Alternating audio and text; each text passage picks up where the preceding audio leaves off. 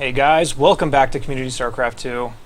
Today's lesson is going to be about defending cheese in ZvZ, and this is going to be all about the different things you need to look out for and different little tricks you can use against your opponents to try to pick up cheap wins off of you. And of course, by cheese we mean strategies that really are relying on the opponent messing up or not knowing what's going on in order for them to win. So they're kind of cheap ways to get wins, cheap ways to exploit little things in the game that can get them really easy wins and stuff like that. And if you can defend this, you'll feel like a boss and you will obviously improve at the game. So what I've listed here is that we're going to talk about micro tricks, which I talked before, and of course trying to figure out what's going on well enough in time to counteract what they're doing. So we'll just jump into the game here. We're going to take a look at a few, and the first game we're going to look at is Revival, who's the blue Zerg, and he's going to be fighting Beal. So the most common form of cheese that you're going to see is some type of one base, roach, baneling, maybe speed zergling, something like that. So we're going to see this develop, and what we're going to see this game is Revival is going to be opening up with the 9 pool. And the 9 pool is basically going to be, I'm going to get zerglings in your base before your pool is done, and try to kill off drones and stuff before your zerglings can ever have a chance of coming out. So what I say all the time in this matchup is that one of the ways to lose to a lot of this stuff is just to blindly open hatch first, and that's just a good way to get into a bad situation. So that's what Beal is going to do. He's going to hatch first, and look at this, there's zerglings on the way, and Beal doesn't even have his pool started. So you might be wondering, well, you just told me not to hatch first, and we're watching a video about defending cheese, so what's up with that? So I'm just going to demonstrate that even though you might open up with a bad opener that seems countered by an early pool or something, there are still ways to hold this. So what's going to be happening here is Revival is actually pulling drones with this, which you will see every once in a while, and this is really scary to deal with. So Beal, the biggest thing is that he's able to see this start to move out across the map with his overlords. And the overlords being in position here, at least in front of the natural, you can see stuff rallying down. He should have seen the drones coming down here as well. And it's all up to him to use his own drones until the pool and the zerglings are done to try and fend this off. So the drones should be on their way. They're right here. He didn't pull all of them. I think there's still a few minings back at home. So this is, for all intents and purposes, is all in, but he still wants to be able to produce zerglings with the drones that are mining back at home. So that's the whole idea here. Plus he is planning on starting a spine crawler with one of these drones that comes forward. So this is a really irritating attack sometimes. But this is going to be the thing we're talking about, and that is micro tricks to get ahead in this type of situation. So I'm going to slow this down, and what's going to happen here is Beal now realizes there are zerglings in his base, of course. He's going to start to select all of his drones, and he's going to pull them over to one mineral patch to get them all to stack into one tight little group. So we're going to watch that. You can see him stacking as much as possible.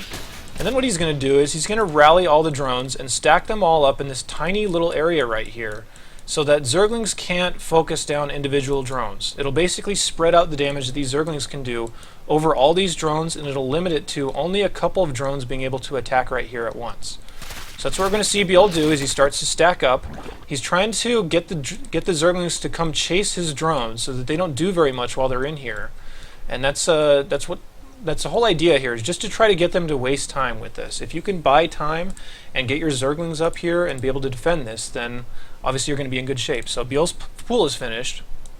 He'll be able to throw out about 6 zerglings right now, and then eventually he's going to have to pick a time where he has enough drones and enough zerglings to be able to fight what Revival has. So we're going to watch this happen here. You can see the zerglings are not going after these drones here because they've been in this situation so many times.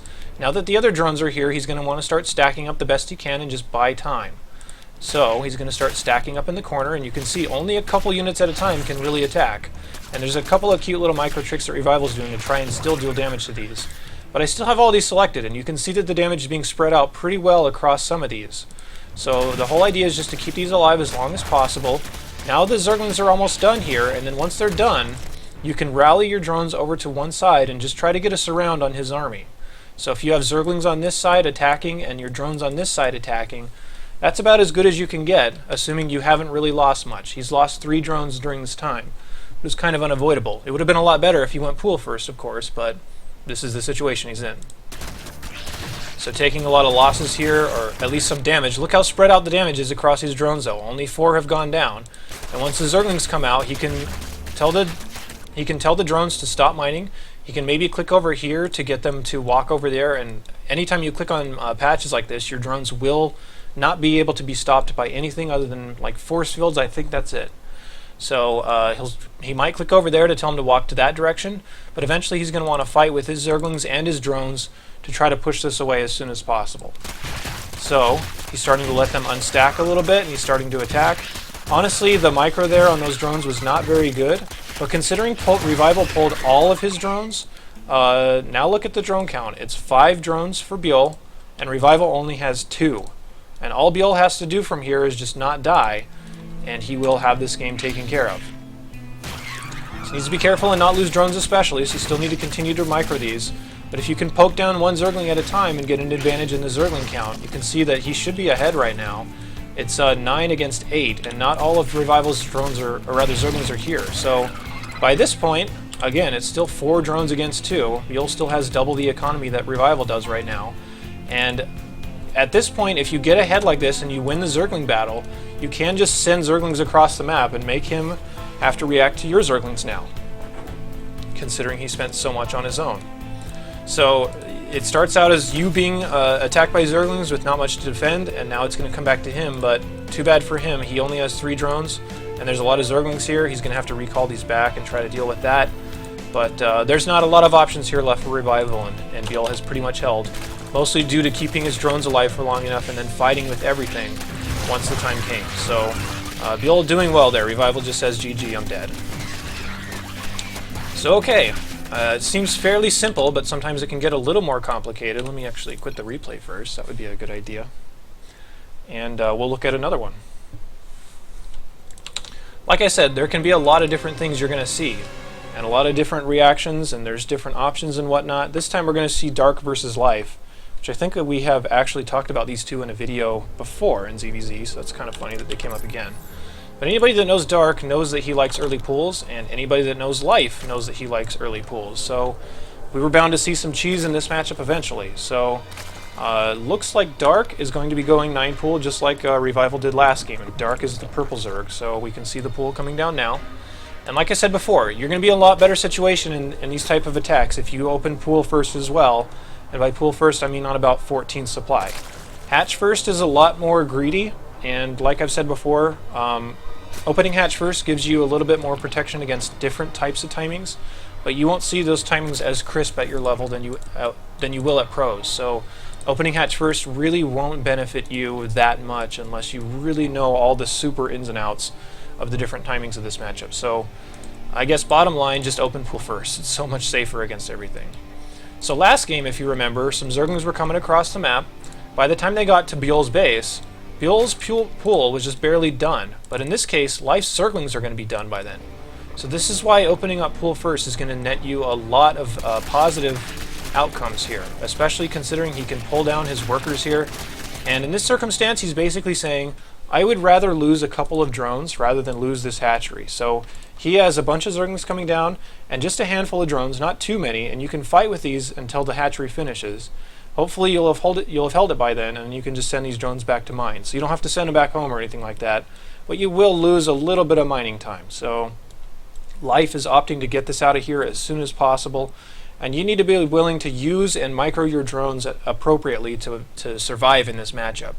And of course, one trick that I did mention last game is that if you just select this drone and click it back on a mineral patch, it'll walk there no matter what. Zerglings can't stop it, so it's a good way to just micro it back out of there without it being, say it's totally surrounded by Zerglings, you can click it and it'll just walk right through them. So that's definitely something that you want to know. So Life's coming down here, going to try to push these away the best as possible. Dark is being really annoying and just trying to pick off little tiny groups of it. So you do need to be able to have good control here, and most importantly, not lose units, because eventually these are going to start to favor you if you keep producing Zerglings. So back home, this isn't a full-on one-base attack here from Dark. He's going to make a few more drones. So we're going to see this go into a little bit of a longer game. But Dark's still going to be aggressive, so still needs to know, or rather Life still needs to know that some follow-ups are a possibility. Like I said in the last game, once you're able to push away his initial Zergling attack, if they open up with a really fast pool, you should just follow him all the way back to his base to force him to produce more units rather than allowing him to produce drones freely. The other side of this is that you could catch them making an expansion here, so you can see Dark just abandons the idea because he knows it's never going to work with this many Zerglings out on the map. And back home, Life just says, you know what, I know there's a threat of more follow-up attacks coming from this, so I'm just going to create a spine crawler. I'm going to create a spine, and I'm going to create some extra queens and just keep them down here at the low ground, because queens and spines are really good at holding off a lot of different things. In the meantime, Life is just going to contain him for a little bit, and by this point, Dark doesn't really have another option. He's going to go for a Baneling Nest on one base. So Life knows that this is definitely a possibility, especially since he's kind of forcing Dark into this position. And from this point, all he needs to do is hold off from whatever big attack is going to be coming. He can obviously keep his Overlord here to make sure that he knows what's going on, but even if Dark were to take a hatchery here, this makes no sense for Dark to try to play this out this way, because if you look at the income, it's going to be ahead for Life for pretty much the rest of the game, especially if Life sees Dark continue to make drones. So this hatchery won't be for too much, and you shouldn't accept it as, oh, they're taking a hatchery. I'll just accept that they're going to play a longer game and not make anything. So Life is still being very safe against this, and he knows what's going on. Of course, if you can ever find the time to pull off a Zergling or two and just run it into the main base to confirm, then you will know everything. So that's another thing to say. So, coming up here is Life. He is preemptively splitting his Zerglings up because he knows there is a potential for Banelings to be out here. And he doesn't have full map vision. I mean, he obviously has pretty good map vision. He can see around here just a little bit. Or I guess he didn't. He rallied his Overlords forward, so I guess that's why he's spreading preemptively. But you can keep an Overlord around here to see any Banelings morphing or whatever and see what angle they're coming from. But he's preemptively splitting and putting a lot of these Zerglings on hold position, which you can see he has this selected. So that if there are Banelings, they won't get very good connections on this. So coming up here is Dark, and Dark is just going to have to wait until his Baneling Nest is done. Then he'll morph some Banelings and he'll try to get something done of this. But notice how patient Life is being. He's just sitting here. And he's just saying, if you try to even pick off one of these Zerglings, then my queens and my spine is going to kill it. You'll notice he has 4 queens down here. He's even producing more queens and a second spine. He's taking this very seriously. So you can't just afford to sit around and do nothing. He's also producing a few drones behind this, just to say if I have a slight drone advantage, which is going to put him up by about 4, maybe a little more than that, 6 I guess, and if you fail this attack, then I'm ahead by 6 workers and you lost your whole army. So that's kind of the whole approach Life is taking here. The whole thing about ZvZ, especially in these types of early battles, is that winning small little things here and there can build into a big advantage. So Life is just getting a small advantage in drones right now. He's actually 28 to 19, maybe going a little bit high, but he needs to realize this is still a possibility, and now his Overlord sees the drones morphing, and he needs to micro his way out of this. So from this point, if you're defending 2 hatcheries, it's best to put 2 of your queens, maybe a third one on the ramp here so it can transfuse, and try to block off and keep all the units taking damage from these spine crawlers. You can continue to make Zerglings, you can fan out your queens a little bit on the lower ground, but you need to block off this ramp. You absolutely can't let anything up the ramp at this point. So Dark is going to march up here with his Banelings. Of course, the other thing you really need to be sure of is not to take big hits from his Banelings on here, so keep all of your units away from the Banelings as much as possible. So that's what we're going to see mostly here out of Life. There's not too fancy a micro. He's just going to keep these things away from Banelings. He's going to keep his queens here on hold position. He's going to transfuse every once in a while, and he's going to move his drones around to not take any big Baneling hits. Another thing is that if you are worried about being attacked like this, you might want to Maynard some of the drones, maybe extra drones into your main until the attack is over. Because if he kills all this drone line, then all of a sudden this is an even game, and you really want to win this. But the pros don't typically do that because they can spread out and make him waste Baneling hits. So you're going to see this come up here a little bit. He doesn't want to take too big of hits here, so he should be trying to keep these Zerglings away a little bit. Not doing the greatest job, but Dark isn't quite on top of that. Dark kills the spine. He may get the hatchery, he may not. He's just trying his best to kill these drones right now. Life a little bit slow on the splits here, but considering Dark's Baneling micro wasn't the greatest, he's able to keep everything alive. And all of a sudden, let's look at the game. It's 45 supply to 33. Life has an 8 drone lead, only really lost 1 during that attack. And if the opponent tries to drone after this, like I said, whenever you push them away with your Zerglings, follow them all the way back to their base and punish them if they don't make more Zerglings. So that's basically how we're going to see this game end, is Life does get a little bit lackadaisical and lets these Zerglings in, but Life's just going to counterattack across the map eventually and just say, you know what, you failed that attack, I know I'm ahead, and if you don't keep making Zerglings, then you're going to die. So we'll eventually see Life start to push out here and get better and better trades with his Zerglings. You'll notice that Zergling speed is not done for either of these, or no, it looks like it is done for Dark. So Dark does have Zergling speed and Life doesn't quite yet, but I guess that's another thing to mention is that if you were able to get gas mining up during this, you will want to definitely get speed, and Life just barely got that started. So either way, the extra queens and spines were definitely worth it. And slowlings, if you have enough of them, it doesn't matter what kind of speed you have on yours. This is him punishing him for making drones behind this and not making extra Zerglings, and Life can continue to get pretty decent trades despite the speed here out of Dark. So from this point, there's not really a whole lot to say. This just kind of degenerates into Life slowly killing Dark. He's at a 12 drone lead right now, and he has a better army on the field, so there's not a whole lot Dark can do about that, and that was a really nice hold there from Life. So I have one more. We'll take a look at this last one and kind of show you a couple of different things that we haven't seen quite yet. One thing we might not see is just a straight up roach all in off of one base, but most of the time just queens and spines will hold that just like the last one, so we're not going to get too far in detail with that. At least I don't think so. I haven't watched these replays for a little while, but once again we're going to see Life, and this time he's fighting Sue. And on the Zerg pecking order, I'd have to say that Sue is definitely at the top right now, whereas Life is pretty high up there. He's not the most amazing Zerg right now, but he definitely is up there. Like we were talking about before, Life is one of those players that does like early pools. So we're going to see an 8 pool out of Life. There it goes. Sue back at home, like I said, he'll be much better off if he just opens up with a hatch, or rather with a pool first and not hatch first. So we'll see what he opts to do. Looks like this drone is going to be sent down here to take the expansion. Unless he feels like he shouldn't do that. No, it looks like he's going to. So hatchery first once again, but I always want to demonstrate that even in the worst circumstances, you can still come back out of this. And again, I have to warn that this is only really possible because these pros are so good at these types of situations. So here comes Life. He's pulling a few drones here, only 4, not as many as Revival, but he still only has about 4 back at home. And of course, Sue's Overlord gets there in time. He's going to be able to see this. This is Sue's vision right now, and he sees he's coming across, and he's got to be like, oh my god, I went hatch first against somebody that is pulling drones. So he decides to just cancel the hatch. He says, you know what, there's no way I'm ever going to hold that, so I'm just going to cancel this hatchery. Secondarily, Life had a drone out, and he may have been trying to put up a spine somewhere that's on the edge of Sue's creep. So you really do need to be on top of where their extra drones are being pulled. So allow a spine crawler to get up somewhere over here, and you didn't notice, then all of a sudden your hatchery is going to be hit by a spine crawler, and it's going to take forever to get rid of that. And that's really a bad situation. So Sue is kind of in panic mode right now, but there's a couple of different things that he does that I kind of want to showcase. Now he can keep his Overlord, and I don't know what my computer is doing, it's just kind of freezing. He can keep his Overlord right here so he knows when everything's getting there, and his decision is going to be to try to trap everything on the ramp here.